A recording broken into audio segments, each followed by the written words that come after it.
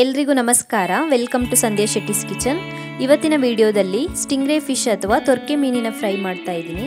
ತುಂಬ ಚೆನ್ನಾಗಿ ಬರುತ್ತೆ ಇದರ ಫ್ರೈ. ತುಂಬಾ ಸಾಫ್ಟ್ ಆಗಿ ರುಚಿಯಾಗಿ ಬರುತ್ತೆ. ರೆಸಿಪಿ ಶುರು ಮಾಡೋದಕ್ಕಿಂತ ಮುಂಚೆ ನೀವು ನನ್ನ ಚಾನಲ್ಗೆ ಇನ್ನೂ ಸಬ್ಸ್ಕ್ರೈಬ್ ಮಾಡಿಲ್ಲ ಅಂದರೆ ಇವಾಗಲೇ ಸಬ್ಸ್ಕ್ರೈಬ್ ಮಾಡ್ಕೊಳ್ಳಿ. ಹಾಗೆಯೇ ಬೆಲ್ ಐಕಾನನ್ನು ಪ್ರೆಸ್ ಮಾಡಿಬಿಟ್ಟು ನೋಟಿಫಿಕೇಷನನ್ನು ಆನ್ ಮಾಡ್ಕೊಳ್ಳಿ.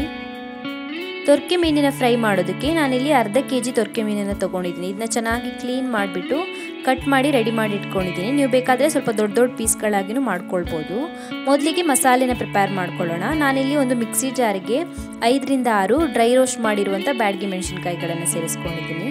ಹಾಗೆಯೇ 1.5 ಚಮಚ ಆಗುವಷ್ಟು ಡ್ರೈ ರೋಸ್ಟ್ ಮಾಡಿರುವಂಥ ಧನಿಯಾ ಕಾಳು, 1/4 ಚಮಚ ಆಗುವಷ್ಟು ರೋಸ್ಟ್ ಮಾಡಿರುವಂಥ ಕಾಳುಮೆಣಸು, 6 ರಿಂದ 7 ಬೆಳ್ಳುಳ್ಳಿ ಹೆಸರುಗಳನ್ನು ಸೇರಿಸ್ಕೊಳ್ಬೇಕು. ಹಾಗೆಯೇ 3 ಚಿಕ್ಕ ಚಿಕ್ಕ ಶುಂಠಿ ಚೂರು, ಅರ್ಧ ಈರುಳ್ಳಿನ ಸೇರಿಸ್ಕೊಳ್ಳಿ. ಒಂದು ಚಿಕ್ಕ ಈರುಳ್ಳಿಯಲ್ಲಿ ಅರ್ಧ ಈರುಳ್ಳಿನ ಸೇರಿಸ್ಕೊಳ್ಳಿ. 1/4 ಚಮಚ ಆಗುವಷ್ಟು ಅರಿಶಿಣ ಪುಡಿ, 3 ರಿಂದ 4 ಚಮಚ ಆಗುವಷ್ಟು ಹುಣಸೆ ಹಣ್ಣಿನ ರಸನ ಸೇರಿಸ್ಕೊಳ್ಳಿ. ಹುಣಸೆ ಹಣ್ಣು ಬದಲಿಗೆ ನಿಂಬೆ ಹಣ್ಣನ್ನು ಬೇಕಾದರೂ ಯೂಸ್ ಮಾಡ್ಕೊಳ್ಬೋದು. ಹಾಗೆಯೇ ರುಚಿಗೆ ತಕ್ಕ ಹಾಗೆ ಉಪ್ಪನ್ನು ಸೇರಿಸ್ಕೊಳ್ಳಿ. ಅಗತ್ಯ ಇರುವಷ್ಟು ನೀರನ್ನು ಸೇರಿಸ್ಬಿಟ್ಟು ನುಣ್ಣಗೆ ರುಬ್ಕೊಳ್ಬೇಕು. ಜಾಸ್ತಿ ನೀರು ಆಗಬಾರ್ದು, ಮಸಾಲೆ ತಿಕ್ಕಾಗಿರಬೇಕು. ಮಸಾಲೆ ರೆಡಿ ಆಗಿದೆ. ಇದನ್ನ ಒಂದು ಪಾತ್ರೆಗೆ ಟ್ರಾನ್ಸ್ಫರ್ ಮಾಡ್ಕೊಳ್ಳಿ. ಇವಾಗ ಇದಕ್ಕೆ ತೊರ್ಕೆ ಮೀನನ್ನು ಸೇರಿಸ್ಕೊಳ್ಳೋಣ. ನಾವು ಪೀಸ್ ಮಾಡಿ ರೆಡಿ ಮಾಡಿ ಇಟ್ಟಿರುವಂಥ ತೊರ್ಕೆ ಮೀನನ್ನು ಸೇರಿಸ್ಕೊಳ್ಳೋಣ. ಎಲ್ಲ ಪೀಸ್ಗಳನ್ನು ಸೇರಿಸ್ಕೊಳ್ಳಿ. ಚೆನ್ನಾಗಿ ಕಲಿಸ್ಕೊಳ್ಳಿ. ಮಸಾಲೆ ಜೊತೆ ಚೆನ್ನಾಗಿ ಮಿಕ್ಸ್ ಮಾಡ್ಕೊಳ್ಳಿ.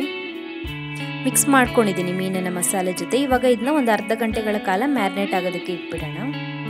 ಮೀನು ಮ್ಯಾರಿನೇಟ್ ಆದಮೇಲೆ ಒಂದು ಪಾತ್ರೆಗೆ ಎಣ್ಣೆನ ಸೇರಿಸ್ಕೊಳ್ಳಿ. ಫ್ರೈಯಿಂಗ್ ಪ್ಯಾನ್ಗೆ ಒಂದು 6 ರಿಂದ 8 ಚಮಚ ಆಗುವಷ್ಟು ಎಣ್ಣೆನ ಸೇರಿಸ್ಕೊಳ್ಳಿ. ಇವಾಗ ನಾವು ಮ್ಯಾರಿನೇಟ್ ಮಾಡಿರುವಂಥ ತೊರ್ಕೆ ಮೀನನ್ನು ಆ್ಯಡ್ ಮಾಡಿಬಿಟ್ಟು ಫ್ರೈ ಮಾಡ್ಕೊಳ್ಬೇಕು.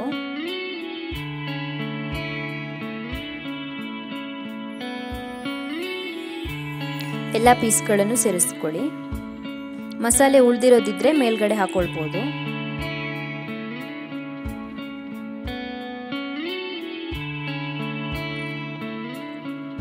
ಸ್ವಲ್ಪ ಎಣ್ಣೆನ ಸೇರಿಸ್ಕೊಳ್ಳಿ ಮೇಲ್ಗಡೆಗೆ. ಇವಾಗ ಇದನ್ನ ಒಂದು 5 ರಿಂದ 6 ನಿಮಿಷದವರೆಗೂ ಚೆನ್ನಾಗಿ ಫ್ರೈ ಮಾಡ್ಕೊಳ್ಬೇಕು ಮೀಡಿಯಂ ಫ್ಲೇಮಲ್ಲಿ. ಸೊ ಒಂದು ಕಡೆ ಚೆನ್ನಾಗಿ ಫ್ರೈ ಆಗಿದೆ. ಇವಾಗ ಇದನ್ನ ತಿರುಗಿಸ್ಬಿಟ್ಟು ಇನ್ನೊಂದು ಕಡೆಗೆ ಫ್ರೈ ಮಾಡ್ಕೊಳ್ಳೋಣ. ಎಲ್ಲ ಪೀಸಸ್ಗಳನ್ನು ತಿರುಗಿಸಿ ಹಾಕೊಳ್ಳಿ.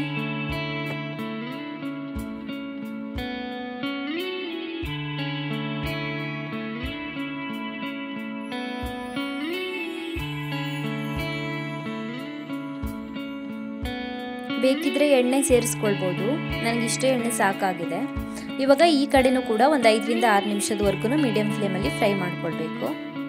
ಸೊ 2 ಕಡೆ ಚೆನ್ನಾಗಿ ಫ್ರೈ ಆಗಿದೆ ಮೀನು, ನೋಡ್ತಿರ್ಬೋದು ನೀವು. ತೊರ್ಕೆ ಮೀನು ಫ್ರೈ ಆದಮೇಲೆ ತುಂಬಾ ಸಾಫ್ಟ್ ಆಗಿ ಬರುತ್ತೆ. ಸ್ಮೆಲ್ ತುಂಬ ಚೆನ್ನಾಗಿ ಬರ್ತಾ ಇದೆ. ನಾವು ಈರುಳ್ಳಿ ಗ್ರೈಂಡ್ ಮಾಡುವಾಗ ಹಾಕಿರೋದ್ರಿಂದ ಟೇಸ್ಟ್ ತುಂಬ ಚೆನ್ನಾಗಿ ಬರುತ್ತೆ. ನಾವು ಫಿಶ್ ಫ್ರೈ ಮಾಡುವಾಗ ಈರುಳ್ಳಿನ ಸ್ವಲ್ಪ ಸೇರಿಸ್ಕೊಂಡ್ರೆ ರುಚಿ ಚೆನ್ನಾಗಿ ಬರುತ್ತೆ ಮಸಾಲೆದು. ಸೊ ತೊರ್ಕೆ ಮೀನಿನ ಫ್ರೈ ಇವಾಗ ಸರ್ವ್ ಮಾಡೋದಕ್ಕೆ ತಯಾರಾಗಿದೆ. Thank you for watching my video. ನಿಮಗೆ ಈ ವಿಡಿಯೋ ಇಷ್ಟವಾಗಿದ್ದರೆ ಲೈಕ್ ಮಾಡಿ, ಶೇರ್ ಮಾಡಿ, ಹಾಗೆಯೇ ಕಮೆಂಟಲ್ಲಿ ತಿಳಿಸಿ ಹೇಗಿದೆ ಅಂತ. ನೀವು ನನ್ನ ಚಾನಲ್ಗೆ ಇನ್ನೂ ಸಬ್ಸ್ಕ್ರೈಬ್ ಮಾಡಿಲ್ಲ ಅಂದರೆ ಇವಾಗಲೇ ಸಬ್ಸ್ಕ್ರೈಬ್ ಮಾಡ್ಕೊಳ್ಳೋದನ್ನು ಮರಿಬೇಡಿ.